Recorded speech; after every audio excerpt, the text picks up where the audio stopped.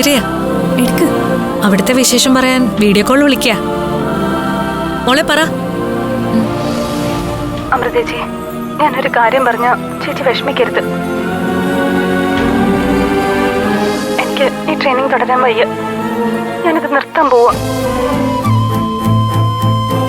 ഇതൊക്കെ അവസാനിപ്പിച്ച് ഞാൻ തിരിച്ചു വരുവാ. ഇങ്ങനെയൊക്കെ മനസ്സുമടുക്കാൻ ഇപ്പൊ അവിടെ എന്താ ഉണ്ടായത് മോളെ? റാണി മാഡം ഒട്ടും സഹിക്കാൻ വയ്യാത്ത രീതിയിലാ എന്നോട് പെരുമാറുന്ന. ഗ്രൗണ്ടിൽ ഓടിച്ച കാര്യമാണോ നീ പറയുന്നേ? അതൊക്കെ എത്ര ഭേദം. ഇതിപ്പോ ഒരു വേലക്കാരേക്കാൾ കഷ്ടമാ എന്റെ ജീവിതം. റാണി മാഡത്തിന്റെ റൂം എന്നും ക്ലീൻ ചെയ്ത് കൊടുക്കുന്നത് ഞാനാ. അവരുടെ തുണികള് എന്നെ കൊണ്ട് അലക്കിപ്പിക്കും. എന്നിട്ട് ഞാൻ ചെയ്യുന്നതെല്ലാം കുറ്റമാ. ഇന്ന് അവരുടെ ജോലിയെല്ലാം ചെയ്ത് ക്ലാസ്സിൽ വന്നപ്പോ വൈകിയതിന് ഗ്രൗണ്ടില് 100 റൗണ്ട് വീണ്ടും ഓടിപ്പിച്ചു. അങ്ങനെയാണെങ്കിൽ നീ അവിടെ നിക്കണ്ട മോളെ, നീ ഇങ്ങി പോരെ. ഇനി ഒരു നിമിഷം പോലും അവിടെ നിക്കണ്ട. അമൃതേച്ചി, ആവശ്യമില്ലാത്ത സെന്റ് ഡയലോഗ് അടിച്ചാ ഇവളെല്ലാം കളഞ്ഞിട്ട് ഉടനെ ഇങ്ങ് പോരും. ഇതൊക്കെ ട്രെയിനിങ്ങിന്റെ ഭാഗമായിട്ട് മാത്രം കണ്ടാ മതി. പോലീസ് അക്കാഡമിയിൽ ഇതെല്ലാം പതിവാ. ബാക്കി എല്ലാവരുടെ അടുത്തും അവർ നല്ലതാ. എന്നോട് മാത്രം എന്തിനാ ഇങ്ങനെയൊക്കെ കാണിക്കുന്നത്? ബാക്കി ആരും ഇങ്ങനെയൊന്നും ശിക്ഷിക്കാറ് പോലും ഇല്ല. നമുക്ക് ചോദിക്കാനും പറയാനും ആരും ഇല്ലാത്തോണ്ടാ അവരിങ്ങനെയൊക്കെ പെരുമാറുന്നത്. ഇതെന്തായാലും കംപ്ലൈന്റ് കൊടുക്കേണ്ട കേസാ. അമൃതേച്ചി കാര്യം അറിയാതെ സംസാരിക്കാതെ. നീ ഇതൊക്കെ ട്രെയിനിങ്ങിന്റെ ഭാഗമായിട്ട് എടുത്താ മതി.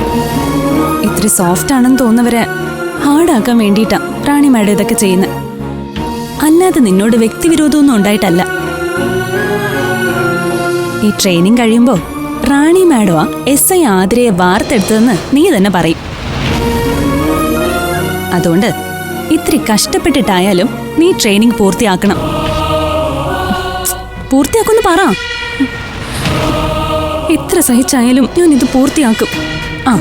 ഈ വാശിയാണ് നിനക്ക് വേണ്ടത്. ഞാനിവിടെ വെറുതെ കിടക്കുക.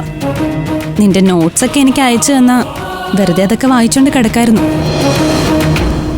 എന്നെങ്കിലും എന്റെ ആഗ്രഹം നിറവേറുവാണെങ്കിൽ അന്നതൊക്കെ പ്രയോജനപ്പെടുമല്ലോ. അഭിയേട്ടനും വിവേകേട്ടനും ചേർന്ന് നിന്നെയും പോലീസ് അക്കാഡമിയിൽ എത്തിക്കും. വെറുതെ വിഷമിക്കണ്ട. ഇത്ര ലേറ്റായാലും നീയും കേരള പോലീസിലെ SI ആയി മാറും.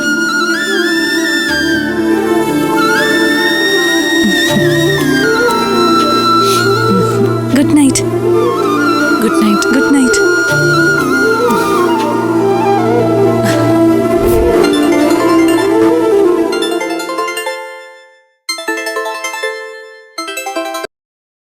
അമൃത, ഇന്നത്തെ ദിവസത്തിന്റെ പ്രത്യേകത മറന്നോ?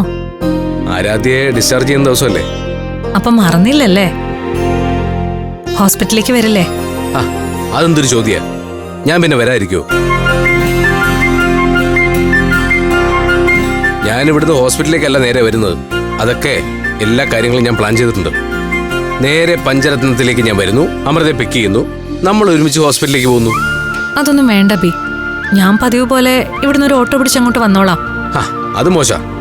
അത് താൻ എന്റെ കൂടെ വരില്ല എന്ന് പറയുന്ന പോലെ ആണല്ലോ. വെറുതെ ഞാൻ പറഞ്ഞെന്നെ വളച്ചൊടിക്കണ്ട. ഇവിടെ വന്ന് എന്നെയും വിളിച്ചോണ്ട് പോവാനാണെങ്കിൽ അമ്മയ്ക്കതൊരു ബുദ്ധിമുട്ടായനെ. അതാ ഞാൻ ഓട്ടോ പിടിച്ച് വന്നോളാന്ന് പറഞ്ഞേ. എനിക്കെന്ത് ബുദ്ധിമുട്ട്? ഇവിടുന്ന് ഹോസ്പിറ്റലിലേക്ക് വരുന്ന വഴിക്ക് പഞ്ചരത്നത്തിൽ ഒന്ന് കയറണം, തന്നെ പിക്ക് ചെയ്യണം. അത്രയല്ലേ ഉള്ളൂ. എന്റെ അബി, ഞാൻ പറയുന്നൊന്ന് കേൾക്ക്. ഇങ്ങോട്ടൊന്നും പറയണ്ട, ഞാൻ പറയാം. അമൃതേച്ചി, ഏട്ടന്റെ കൂടെ ഹോസ്പിറ്റലിൽ പോയാ മതി.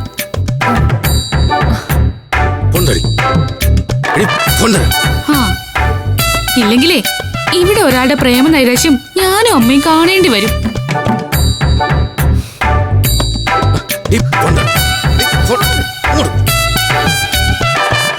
സോറി, ഈ കാന്താരി ഇതിന്റെ ഇടയ്ക്ക് കയറി വന്നതാ.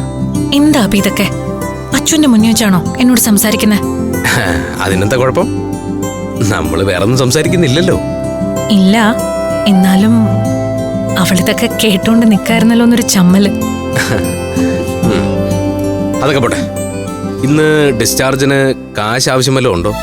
അതൊന്നും ഓർത്ത് അബി ടെൻഷൻ അടിക്കണ്ട. അതെല്ലാം ഓൾ സെറ്റ്. എന്തിനും ഏതിനും ആരാധ്യയുടെ വല്യേട്ടന്റെ റോളിൽ അബി എന്റെ കൂടെ ഉണ്ടായ മതി. അത് തന്നെയാ എന്റെ ഒരു ബലവും. അതൊക്കെ ഞാൻ ഏറ്റു. അപ്പോ വീട്ടിൽ കാണാം. ശരി. ഫ്ലവേഴ്സ് ഒരുക്കുന്ന കാഴ്ച വസന്തം യൂട്യൂബിൽ പ്രേക്ഷകർക്ക് ലൈവായി കാണാം. ഫ്ലവേഴ്സ് കോമഡിയിൽ ജോയിൻ ചെയ്യൂ, ആസ്വദിക്കൂ.